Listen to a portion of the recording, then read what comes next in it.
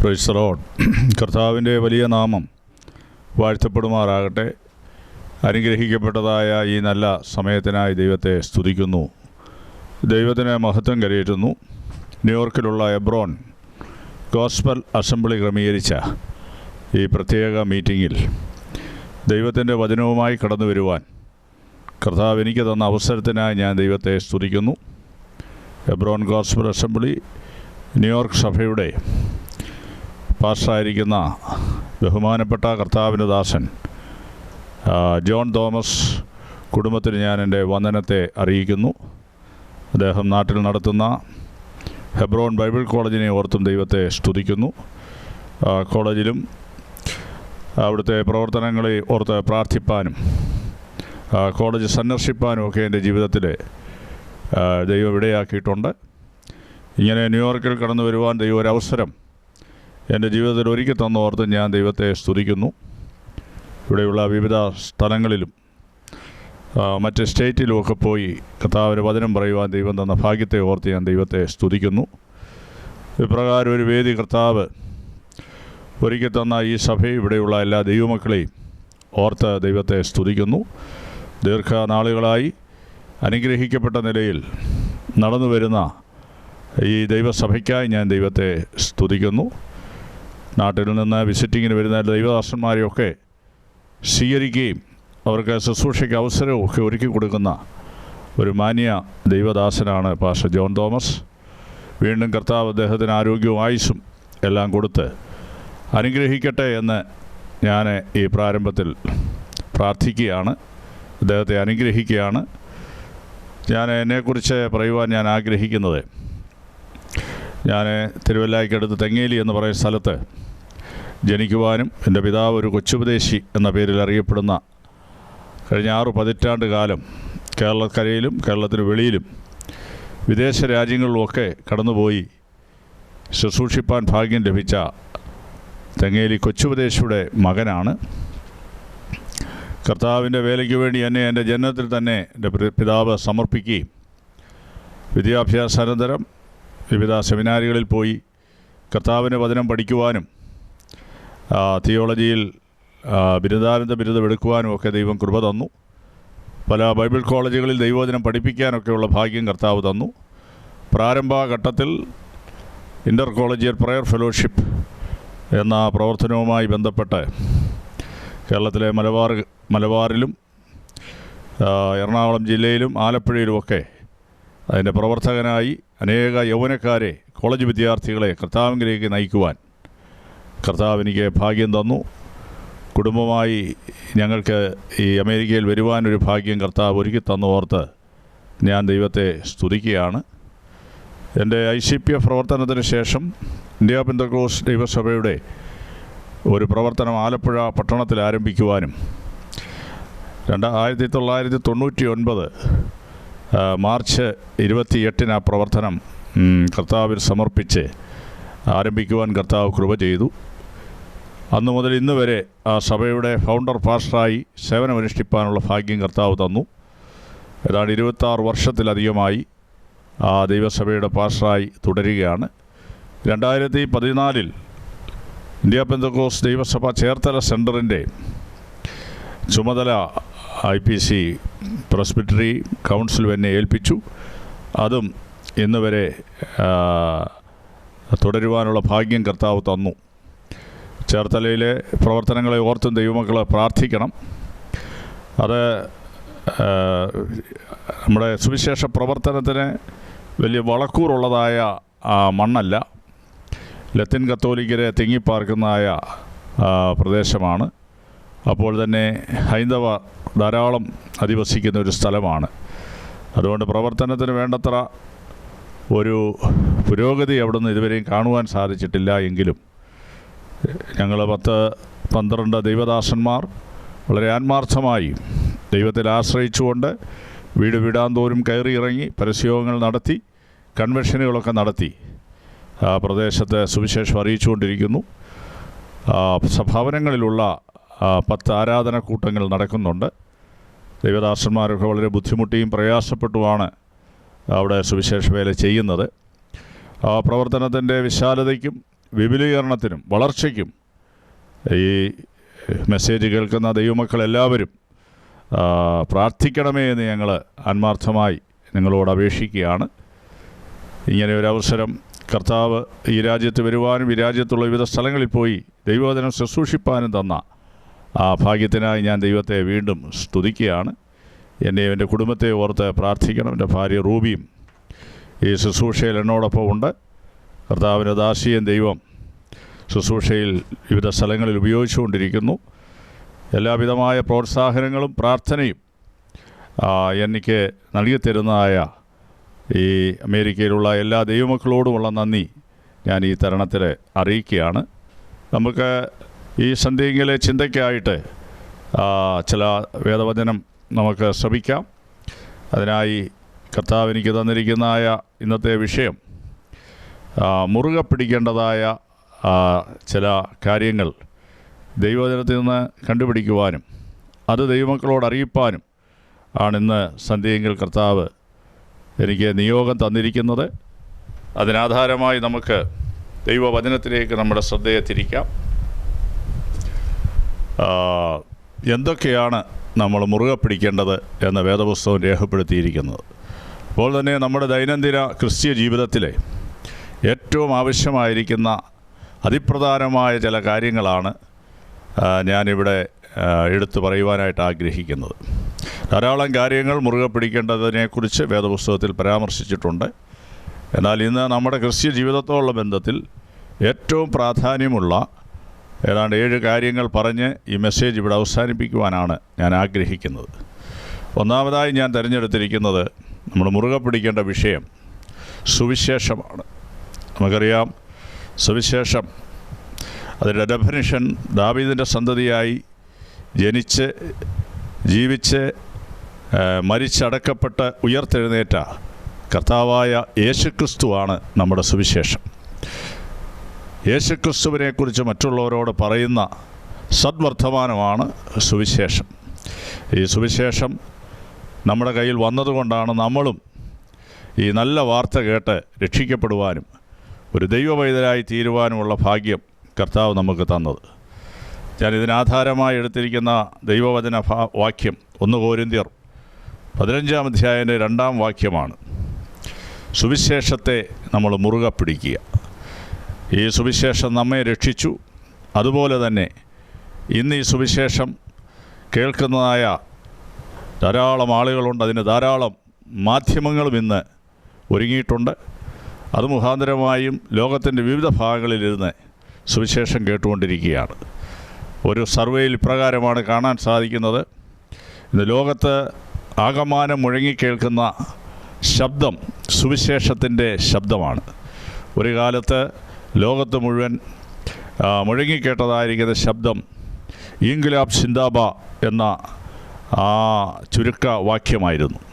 വിപ്ലവം ജയിക്കട്ടെ എന്നാണ് അതിൻ്റെ അർത്ഥം. ലോകത്തിൻ്റെ ഏതാണ്ട് 2/3 ഭാഗവും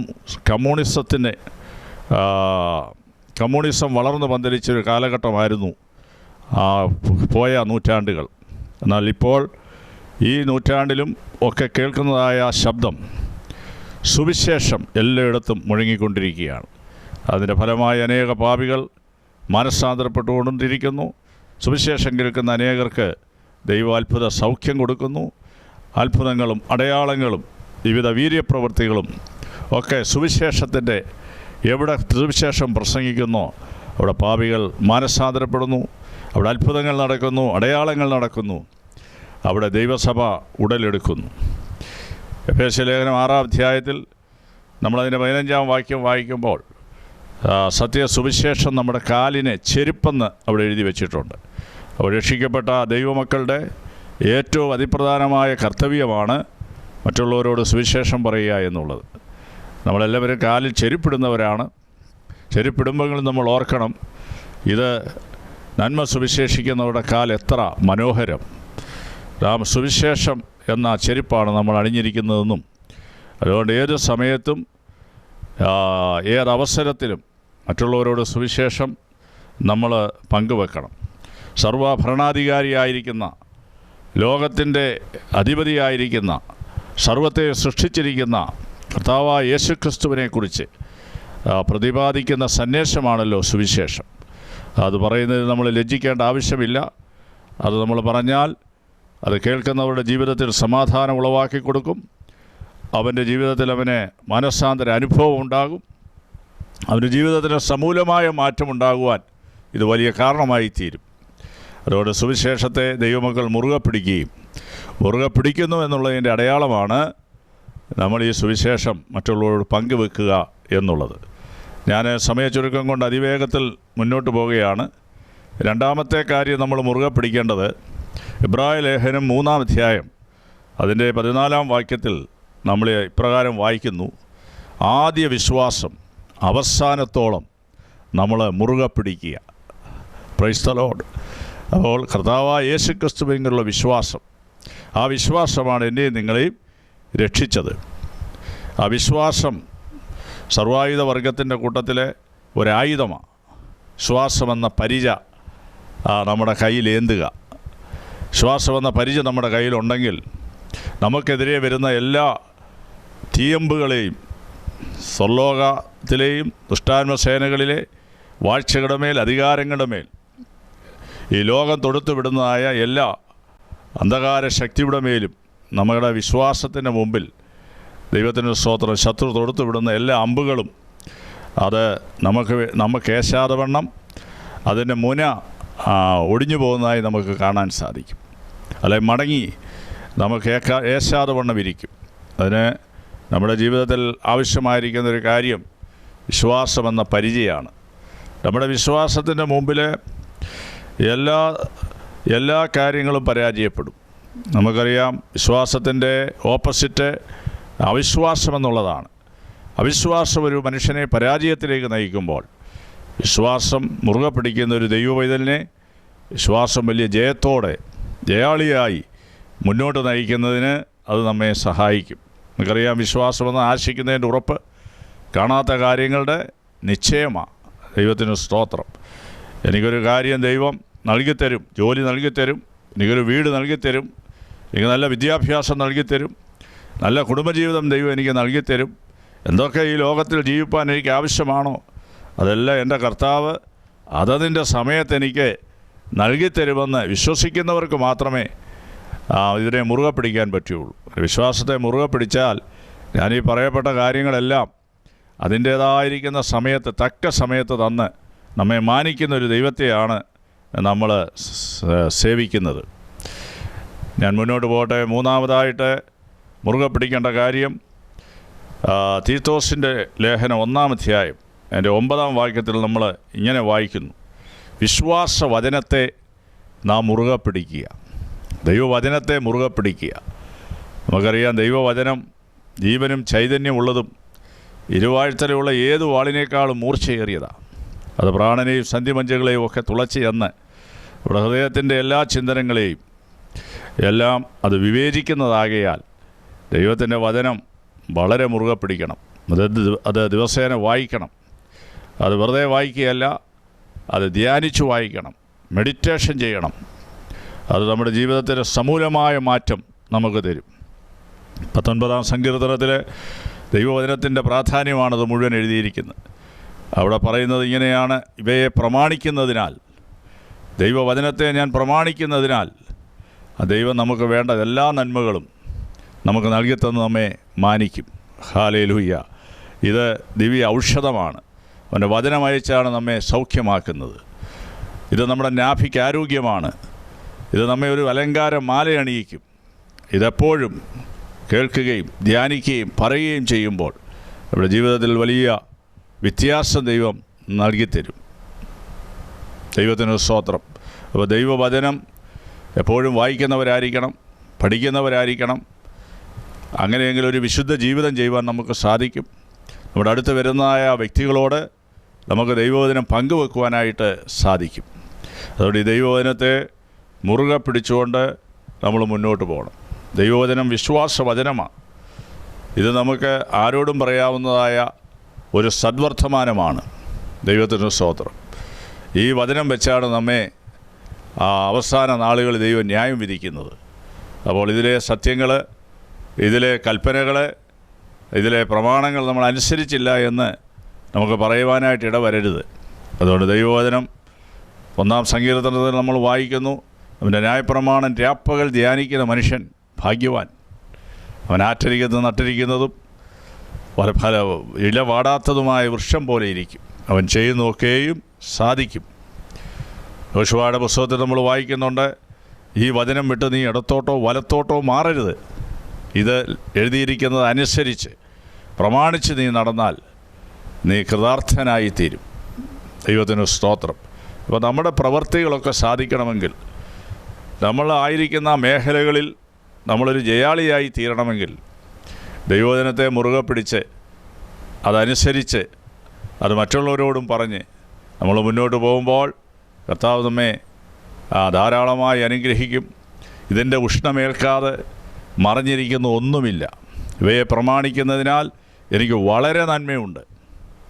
സദൃശവാക്യം നമ്മൾ പഠിക്കുമ്പോൾ, മകനെ കേട്ട് എൻ്റെ വചനത്തെ അനുസരിക്കുക, എന്നാൽ നിനക്ക് ദീർഘായുസ്സുണ്ടാവും. ഞാൻ ഇങ്ങനെ പറയാറുണ്ട്, ദീർഘായുസ് കിട്ടാൻ ഒരു മരുന്നും ഒരു മെഡിക്കൽ സ്റ്റോറിലും കിട്ടുകയില്ല.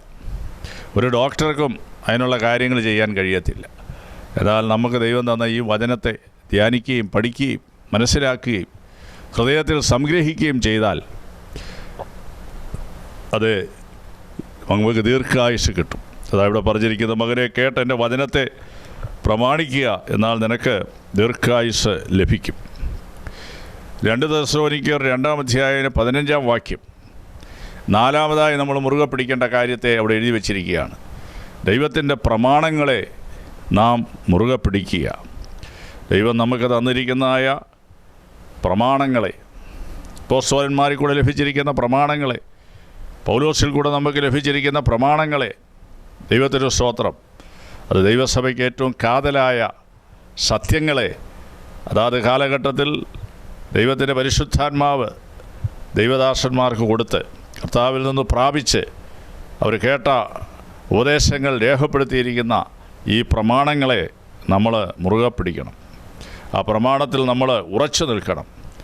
വാക്കിനാലോ ക്രിയയാലോ ലേഖനത്താലോ ഞങ്ങൾ നിങ്ങൾക്ക് എഴുതി തന്നിരിക്കുന്ന അവൻ്റെ പ്രമാണങ്ങളെ മുഴുവൻ പ്രമാണിച്ച് അവൻ്റെ കൽപ്പനകളെ അനുസരിച്ച്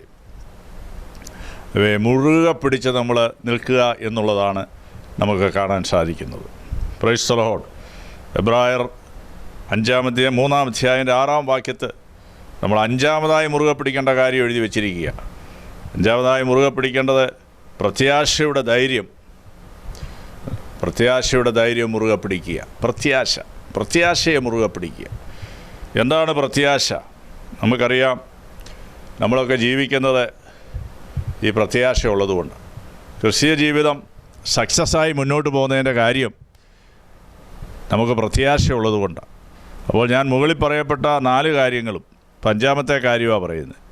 നമ്മുടെ ക്രിസ്തീയ ജീവിതത്തിൻ്റെ വിജയത്തിന് ഏറ്റവും അനിവാര്യമായ കാര്യമായി ഇന്ന് ഈ സന്ധ്യയിൽ ഞാൻ നിങ്ങളോട് പങ്കുവെക്കുന്നത് പ്രത്യാശയില്ല എങ്കിൽ ക്രിസ്തീയ ജീവിതം പരാജയപ്പെട്ടു പോയനി.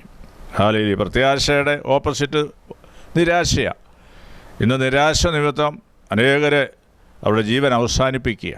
ദിവസേന നമ്മൾ മാധ്യമങ്ങളിൽ കൂടെ കേൾക്കുന്നത് ആരോഗ്യമുള്ള ചെറുപ്പക്കാർ, അല്ലെ വിദ്യാസമ്പന്നരായ ആളുകൾ, സമൂഹത്തിലെ ബിസിനസ്സുകാർ, എല്ലാ നിലവാരത്തിലുമുള്ള ആളുകൾ പൊടുന്നനവേ അവരാത്മഹത്യ ചെയ്യുക. എന്താ കാര്യം? പ്രത്യാശയില്ലാത്തതുകൊണ്ടാണ്. എന്നാൽ നമുക്ക് ആത്മഹത്യ അവരുടെയൊക്കെ വിഷയമനുസരിച്ച് നമുക്ക് ആത്മഹത്യ ചെയ്യണമെങ്കിൽ അതിനെ നേരമുള്ളൂ. കാര്യം അതിന് തക്കവണ്ണമുള്ള പ്രശ്നങ്ങളും പ്രയാസങ്ങളും കർത്താവിനെ അറിഞ്ഞ കാലം മുതൽ നമ്മൾ നേരിടുക. എന്നാൽ കർത്താവ് നമ്മുടെ കൂടെ ഉള്ളതുകൊണ്ട് ദൈവത്തിന് സ്തോത്രം. സുവിശേഷത്തെ മുറുകെ പിടിച്ചിരിക്കുന്നതുകൊണ്ട്, അവൻ്റെ വചനത്തെ മുറുകെ പിടിച്ചിരിക്കുന്നതുകൊണ്ട്, വിശ്വാസത്തെ മുറുകെ പിടിച്ചിരിക്കുന്നതുകൊണ്ട്, അവൻ്റെ പ്രമാണത്തെ മുറുകെ പിടിച്ചിരിക്കുന്നതുകൊണ്ട് നമുക്ക് ഈ പ്രത്യാശ കർത്താവ് ദൈനംദിനം ധാരാളമായി നമുക്ക് തന്നുകൊണ്ടിരിക്കുക. നമ്മൾ കാണുന്ന പ്രത്യാശയല്ല, കാണാത്ത ഒരു പ്രത്യാശ നമുക്കുണ്ട്. തിരശ്ശീലയ്ക്കകത്തുള്ള ഒരു പ്രത്യാശയുണ്ട്. ഹല്ലേലൂയ. നമ്മുടെ കർത്താവ് വരും. ഹല്ലേലൂയ. അവനോടുകൂടെ നമ്മൾ 1000 ആണ്ട് വാഴും. ദൈവത്തിൻ്റെ സ്തോത്രം. ഞാൻ ചിലപ്പം ചിന്തിക്കും 1000 ആണ്ട് വാഴ്ചയിൽ കർത്താവ് വെള്ളക്കുതിരപ്പുറത്താണ് ഈ ലോകത്തിലേക്ക് വരുന്നത് ഭരണം നടത്തുവാനായിട്ട്. കർത്താവിൻ്റെ പിന്നാലെ നമ്മൾ ഓരോരുത്തരും ഓരോ വെള്ളക്കുതിരപ്പുറത്ത് ഇങ്ങനെ 1000 ആണ്ട് വാഴ്ചയിലേക്ക് മധ്യാകാശത്തിൽ നിന്ന് ഈ ഭൂമിയിലേക്ക് വന്ന് കാലുകുത്തുക. എത്ര ശ്രേഷ്ഠമാ ദൈവം നമുക്ക് തന്നിരിക്കുന്ന ഈ പ്രത്യാശ, എത്ര ശ്രേഷ്ഠമാ. ഇതാ ഞാൻ പറഞ്ഞിരിക്കുന്നത്, ഇത് തിരശ്ശീലയ്ക്ക് അപ്പുറത്തുള്ള പ്രത്യാശയാണ്. ഈ പ്രത്യാശ നമുക്ക് നൽകിത്തരുന്ന ദൈവത്തിൻ്റെ വചനമാണ്. ഹല്ലേലൂയ. അതുകൊണ്ട് പ്രത്യാശയുള്ളതുകൊണ്ട് നമ്മൾ നിർഭയരായി വസിക്കും. പ്രത്യാശയുള്ളതുകൊണ്ട് എത്ര കഷ്ടങ്ങൾ, കൊടുങ്കാറ്റ് നമ്മുടെ നേരെ ആഞ്ഞടിച്ചാലും പ്രത്യാശയുള്ളൊരു ദൈവവിധലെ നമുക്ക് വരുവാനുള്ള പ്രത്യാശ, ഭാവി പ്രത്യാശ ഓർത്ത് നമ്മൾ പുഞ്ചിരിയോടെ നമ്മുടെ കഷ്ടങ്ങളെയൊക്കെ നേരിടും. ഹല്ലേലൂയ. ആ അനുഭവമുള്ളവരൊക്കെ ദൈവത്തെ സ്തുതിച്ചാട്ടെ. എല്ലാവർക്കും അനുഭവമുള്ളവരാ. ഹല്ലേലൂയ. നമ്മുടെ നേരെ വരുന്ന, നമുക്ക് ദൈവവചനം തന്നെ പഠിക്കുമ്പോൾ ധാരാളം കൊടുങ്കാറ്റുകൾ, നമുക്കെതിരെ വരുന്ന കൊടുങ്കാറ്റുകൾ, വല്ലാത്ത അപ്പോസ്തലപ്രവൃത്തി 27-ാം അധ്യായത്തിൽ ഒരു 5 വിധ കാറ്റുകളെക്കുറിച്ച് എഴുതിയിട്ടുണ്ട്. പ്രതികൂലത്തിൻ്റെ കാറ്റ്, ഒന്നിനും സമ്മതിക്കാത്ത കാറ്റ്, ഈശാനുമൂലനാകുന്ന കാറ്റ്, ദൈവത്തിന് സ്തോത്രം, ഇങ്ങനെ ആഞ്ഞടിച്ചുകൊണ്ടിരിക്കുന്ന കാറ്റുകൾ ക്രിസ്ത്യ ജീവിതത്തിൽ മുന്നോട്ട് വരുമ്പോൾ നമ്മളെ അതിൻ്റെ എല്ലാം നടുവിൽ ഈ പ്രത്യാശ നമ്മളെ ഉറപ്പിച്ച് നിർത്തുന്നത് ദൈവത്തിന് സ്തോത്രം. 6-ാം അധ്യായം എബ്രായർ 6:11 പ്രത്യാശയുടെ പൂർണ്ണ നിശ്ചയം പ്രാപിപ്പാൻ അവസാനത്തോളം ഒരുപോലെ നമ്മൾ എന്തു ചെയ്യണം? ഉത്സാഹം കാണിക്കണം. ക്രിസ്ത്യ ജീവിതത്തിൽ താൽക്കാലികമായിട്ട് ചില നാളുകളല്ല ഈ പ്രത്യാശ മുറുകെ പിടിക്കേണ്ടത്.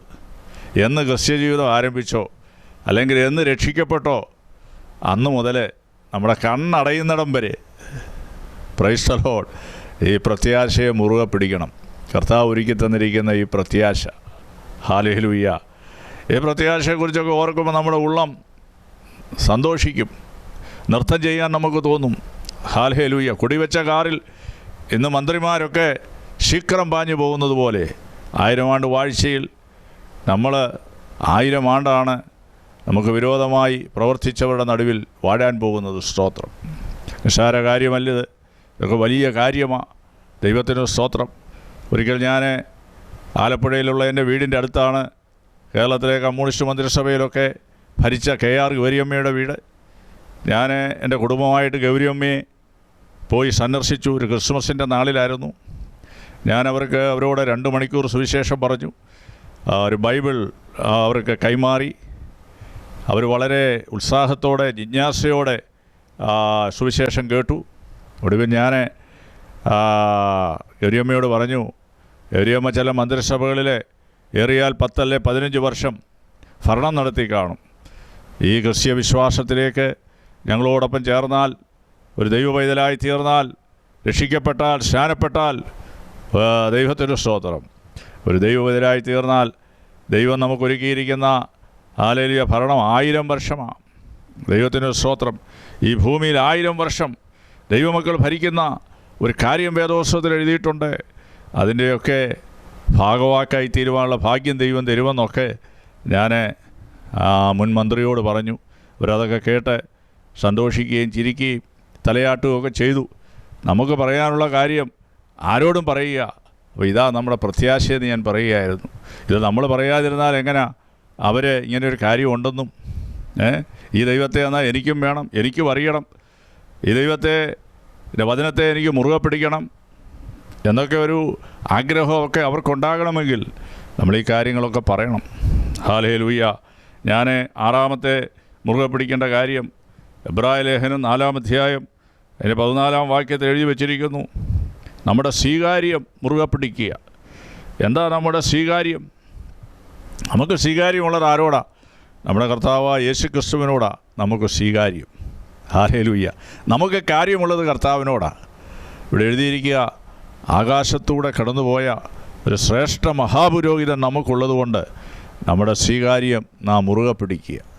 ദൈവമക്കളെ, ഈ ലോകത്തിലെ അനേകർക്ക് അവർ വിശ്വസിക്കുന്ന രാഷ്ട്രീയ പാർട്ടിയുടെ നേതാക്കന്മാരെയൊക്കെ അവരെ മുറുകെ പിടിക്കുകയും കീജൈ വിളിക്കുകയും ഒക്കെ ചെയ്യുമ്പോൾ നമുക്ക് മുറുകെ പിടിക്കുവാൻ മരണത്തെ ജയിച്ചൊരു നേതാവുണ്ട്. അവരുടെയൊക്കെ നേതാക്കന്മാർ, ഈ ലോകത്തിൽ കീജൈ വിളിക്കുന്ന നേതാക്കന്മാരൊക്കെ മരണത്തിലൂടെ അവരുടെ ജീവിതം അവസാനിക്കുമ്പോൾ മരണത്തെ ജയിച്ചവനായ ജയാളിയായ കർത്താവായ യേശുക്രിസ്തുവിനെയാണ് നമ്മൾ മുറുകെ പിടിക്കേണ്ടത്. അവൻ്റെ നാമത്തെ ഏറ്റുപറയുന്ന സ്തോത്ര യാഗമാണ് നമ്മൾ കൂടെ അർപ്പിക്കേണ്ടത്. ഈ കർത്താവാണ് നമ്മുടെ സ്വീകാര്യം.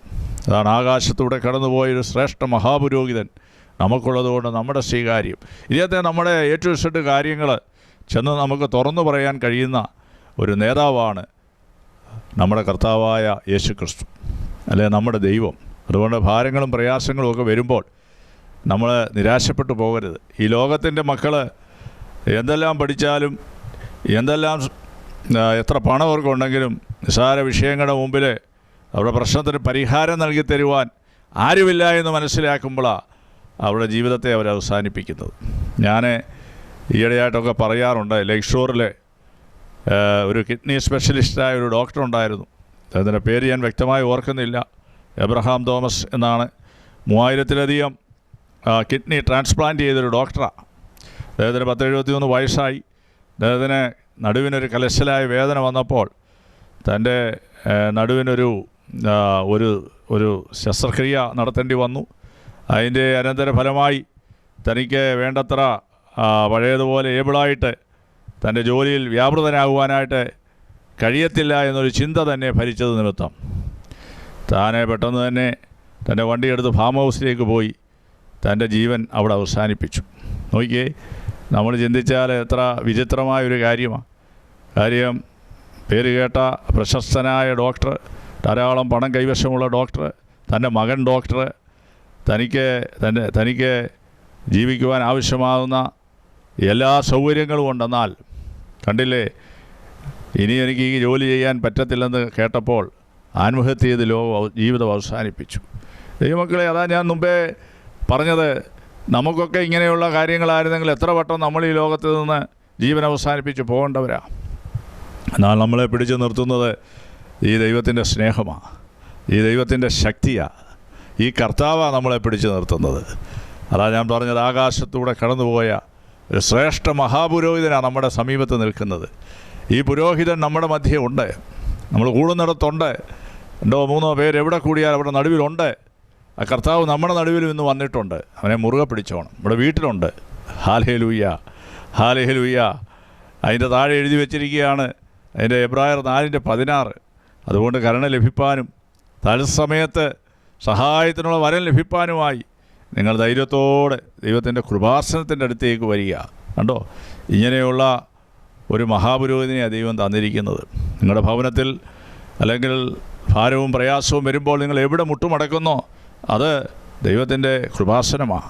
അവിടെ ദൈവം ഇറങ്ങി വരും. നമ്മൾ പറയുന്ന അപേക്ഷ ദൈവം കേൾക്കും. ആ അപേക്ഷയുടെ മേൽ ദൈവം മഞ്ഞും മഴ അയക്കും, വിടുതലിനെ അയക്കും, സമാധാനത്തെ തരും, സൗഖ്യത്തെ തരും. അപ്പോൾ ഇതൊക്കെ നമ്മൾ പ്രായോഗിക ജീവിതത്തിലെ യാഥാർത്ഥ്യമാക്കിക്കോണം. ദൈവത്തിന് സ്തോത്രം. ദൈവം തൻ്റെ വചനം അയച്ച് നമ്മെ സൗഖ്യമാക്കുന്ന ദൈവമാണ്. നമ്മുടെ ദൈവം വൈദ്യന്മാരുടെ വൈദ്യനാണ്, ഡോക്ടർ ഓഫ് ഡോക്ടർ. എനിക്കിതൊക്കെ പറയുമ്പോൾ വലിയ സന്തോഷമാണ്. ഹല്ലേലൂയ. വൈദ്യന്മാരുടെ വൈദ്യൻ, ഡോക്ടർ ഓഫ് ഡോക്ടർ.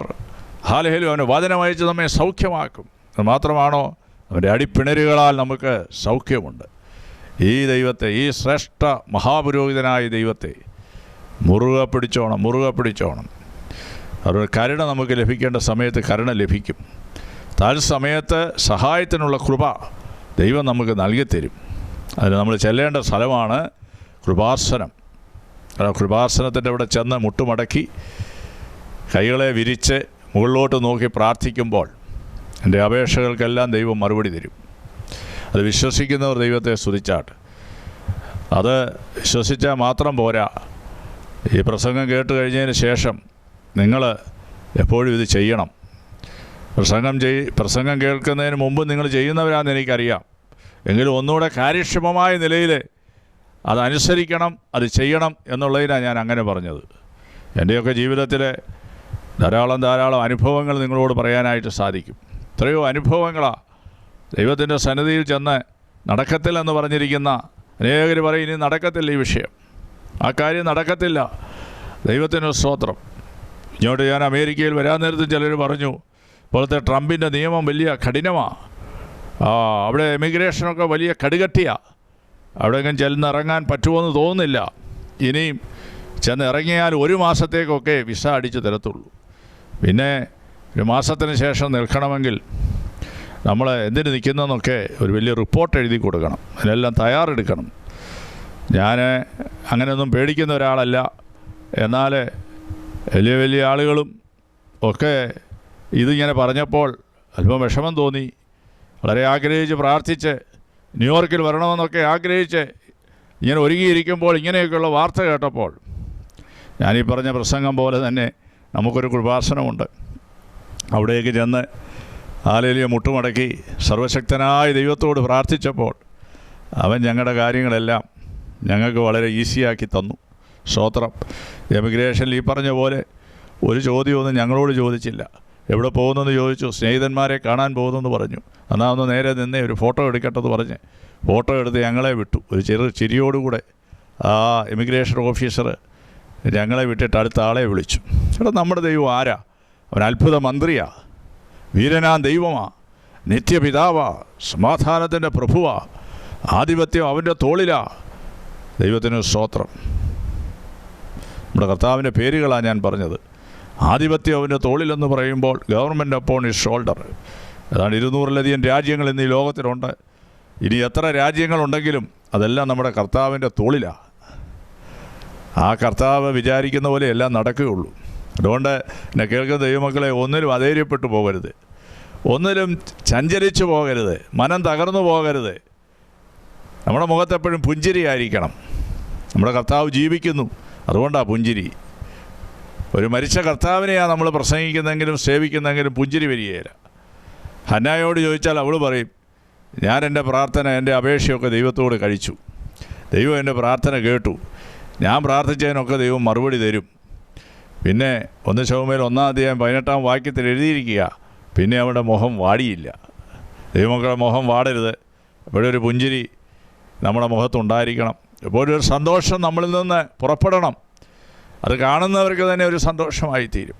നമ്മൾ കോപത്തോടും ഗൗരവത്തോടും കൂടെയൊക്കെ നടന്നാൽ അത് മറ്റുള്ളവർക്ക് അതൊരു സന്തോഷമായി തീരുകയില്ല. എന്നാൽ ഒരു പുഞ്ചിരിയോടുകൂടെ ഒരു സന്തോഷം എപ്പോഴും നമ്മുടെ മുഖത്തുണ്ടെങ്കിൽ അത് മറ്റുള്ളവർക്ക് കാണുമ്പോഴും അവർക്ക് നമ്മുടെ അടുത്ത് വന്ന് എന്താ നിങ്ങളുടെ ഈ സന്തോഷത്തിൻ്റെ രഹസ്യമെന്നൊക്കെ നമ്മളോട് ചോദിക്കും.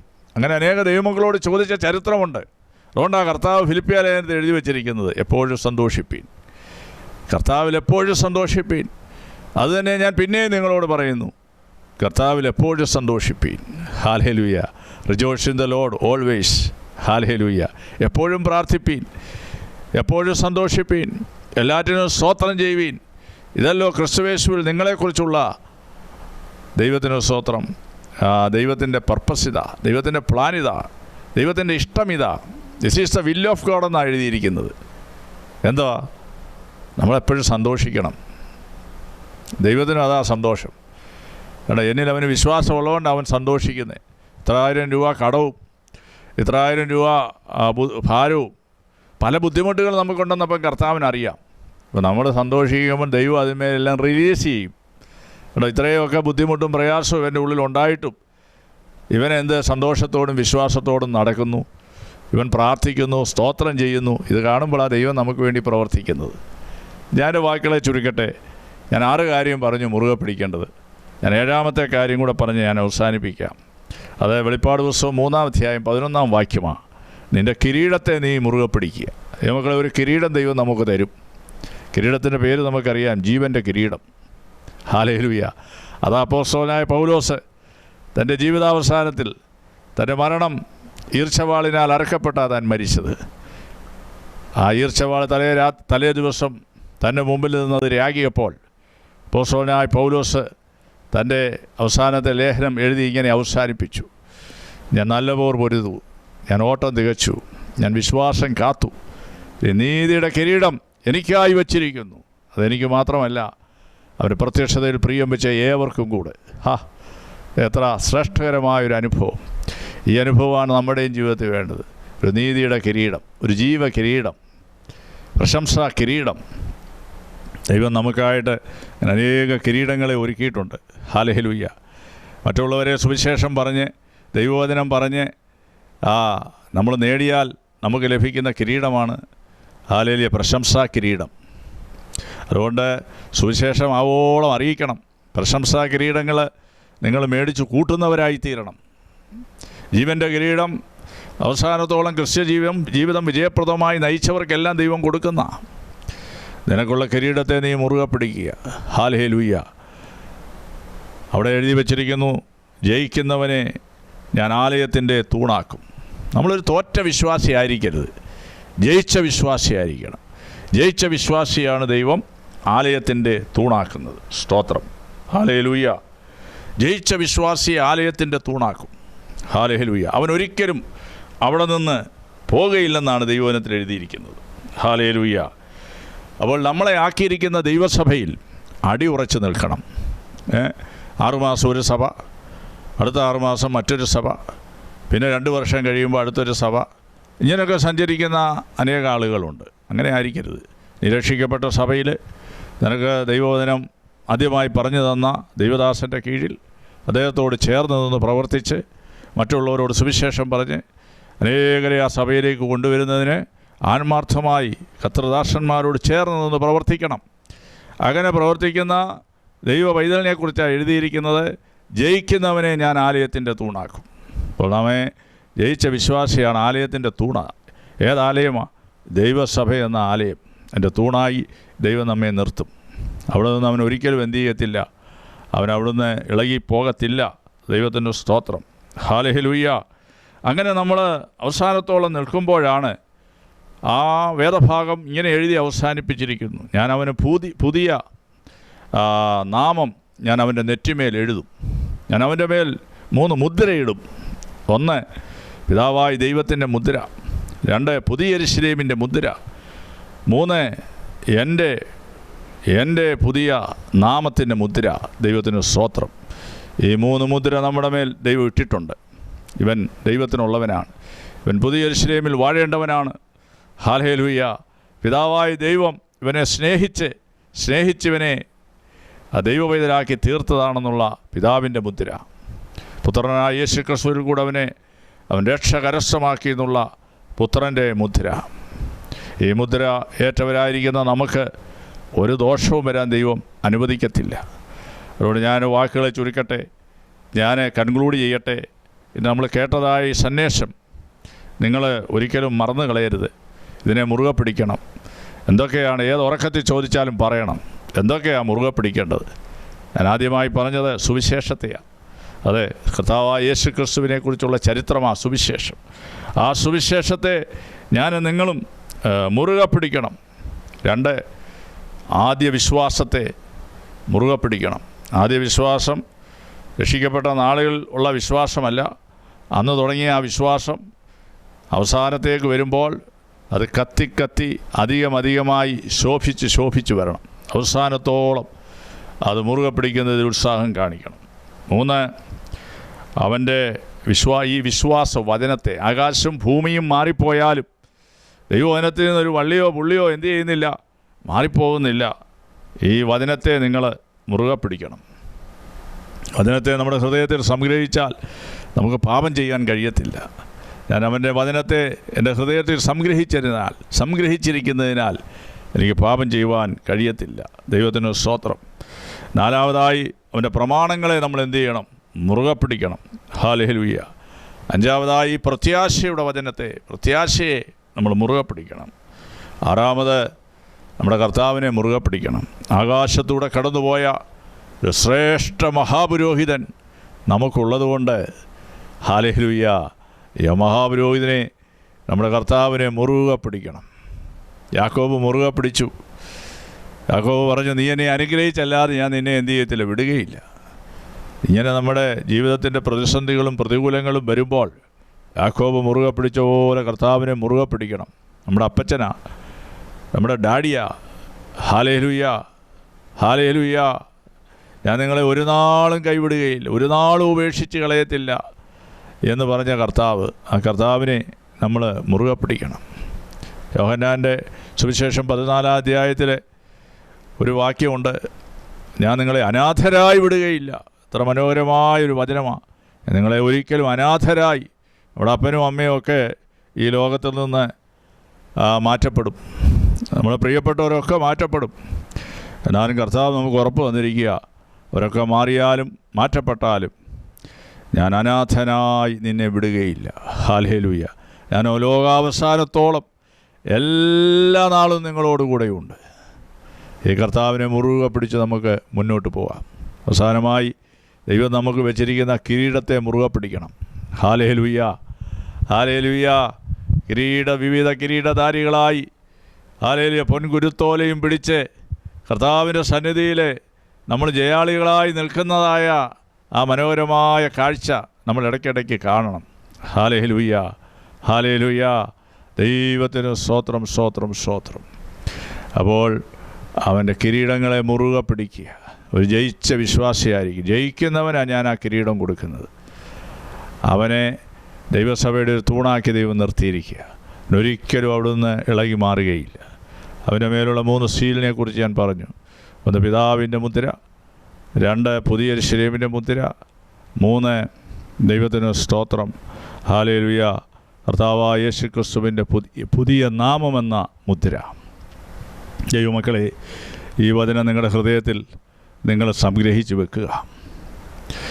ഇത് നമ്മുടെ അവസാന ജീവിതത്തിൻ്റെ അവസാന ശ്വാസം വരെ നമ്മൾ മുറുകെ പിടിക്കേണ്ടതായ ഒരു സന്ദേശമാണ് ഞങ്ങൾ നിങ്ങൾക്കിന്ന് കൈമാറിയിരിക്കുന്നത്. ഹല്ലേലൂയ. ആകുലപ്പെടേണ്ട കാര്യമില്ല. ഇനി ഒന്നിനെക്കുറിച്ച് ഓർത്ത് നിരാശപ്പെടേണ്ട കാര്യമില്ല. എല്ലാത്തിനും പരിഹാരം നൽകി തരുവാൻ മതിയായവനായൊരു കർത്താവിനെയാണ് ഹല്ലേലൂയ പിതാവായ ദൈവം നമുക്ക് നൽകി തന്നത്. റോമാലേഖനത്തിൽ നമ്മളിങ്ങനെ വായിക്കുന്നു, സ്വന്തം പുത്രനെ ആദരിയാതെ നമുക്കെല്ലാവർക്കും വേണ്ടി ഏൽപ്പിച്ചു തന്നവൻ അവനോടുകൂടെ സകലവും നൽകാതിരിക്കുമോ? അതിലങ്ങ് വിശ്വസിക്കുക.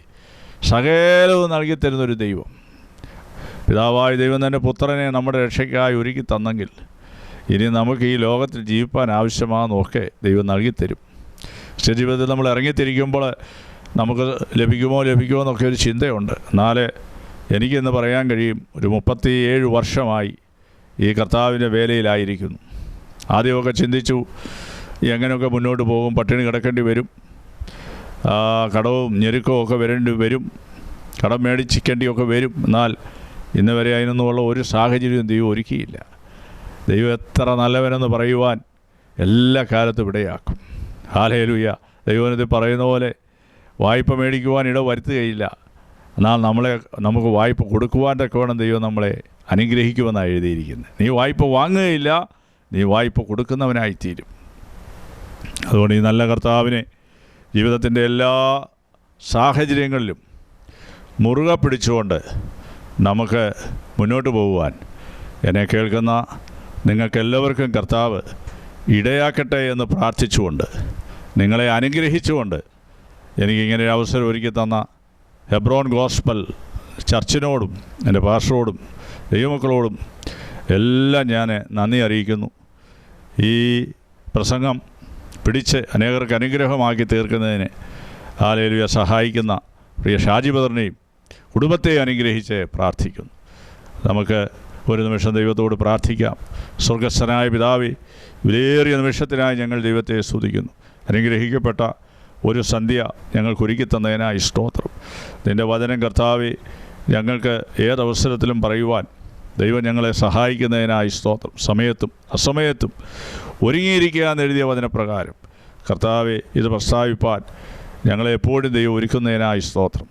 കർത്താവെ നീ വചനം കേട്ട ഇനിയും കേൾക്കാൻ പോകുന്ന എല്ലാവരെയും അനുഗ്രഹിക്കണമേ എന്ന് ഞങ്ങൾ പ്രാർത്ഥിക്കുന്നു. അവരുടെ കുടുംബങ്ങളെ അനുഗ്രഹിക്കണമേ. ഈ വചനത്തിൽ പറഞ്ഞിരിക്കുന്ന പോലെ കർത്താവെ നിൻ്റെ കുഞ്ഞുങ്ങളെ അനാഥരായി വിടാതെ അവരുടെ ആവശ്യങ്ങളിലെല്ലാം ദൈവം മതിയായവനായി കൂടെ ഇരുന്ന് കർത്താവെ അവരെ അനുഗ്രഹിക്കണമേ എന്ന് പ്രാർത്ഥിക്കുന്നു. അവരുടെ അപ്പത്തെയും വെള്ളത്തെയും ദൈവം അനുഗ്രഹിക്കണമേ. ഈ ദൈവസഭയെ ദൈവം അനുഗ്രഹിക്കണമേ. ഈ പട്ടണത്തിൽ തലയെടുപ്പോടുകൂടെ അവിടുത്തെ വരവ് വരെ ഈ സഭ നിൽപ്പാൻ ദൈവം സഹായിക്കണമേ. ഈ സഭയ്ക്ക് നേതൃത്വം കൊടുക്കുന്ന കർത്താവിൽ ബഹുമാന്യനായ പാസ്റ്റർ ജോൺ തോമസിനെയും തൻ്റെ കുടുംബത്തെ അനുഗ്രഹിച്ച് പ്രാർത്ഥിക്കുന്നു. ആരോഗ്യവും ആയുസ്സും കൊടുത്ത് ദൈവസഭയെ നയിപ്പാൻ ആവശ്യമാകുന്ന എല്ലാ അനുഗ്രഹങ്ങളും എൻ്റെ ദാസന്റെ മേൽ ദൈവം പകർന്ന് സഹായിച്ചാട്ട്. പ്രിയ ഷാജി ബദറിനെ അനുഗ്രഹിച്ച് പ്രാർത്ഥിക്കുന്നു. വീണ്ടും ഞങ്ങൾക്ക് കർത്താവെ ഈ മിനിസ്ട്രിയിൽ പങ്കാളികളായി മുന്നോട്ട് പോകാൻ ഞങ്ങളെ സഹായിക്കണമേ. അടിയനെ ഈ രാജ്യത്ത് കൊണ്ടുവന്നതിനാൽ കർത്താവിൻ്റെ വചനം വിവിധ സ്ഥലങ്ങളിൽ പ്രസംഗിപ്പാൻ കർത്താവ് ഭാഗ്യം തന്നതിനായി സ്തോത്രം. പിന്നെയും ബലമുള്ള കരത്തിൽ അടിയനെയും താഴ്ത്തുന്നു, കുടുംബത്തെ താഴ്ത്തുന്നു, ചേർത്തലയിലെ പ്രവർത്തനത്തെ താഴ്ത്തുന്നു. കർത്താവെ, അത് വർദ്ധിച്ചു വരുവാൻ ദൈവം സഹായിക്കണമേ. ഞങ്ങളെ കർത്താവ് അവിടുന്ന് അനുഗ്രഹിച്ചതിനായി സ്തോത്രം. എല്ലാ മാനവും മഹത്വവും കർത്താവിനെ അർപ്പിക്കുന്നു. യേശു ക്രിസ്തുവിൻ്റെ വിലയേറിയ നാമത്തിൽ തന്നെ. ആമേൻ.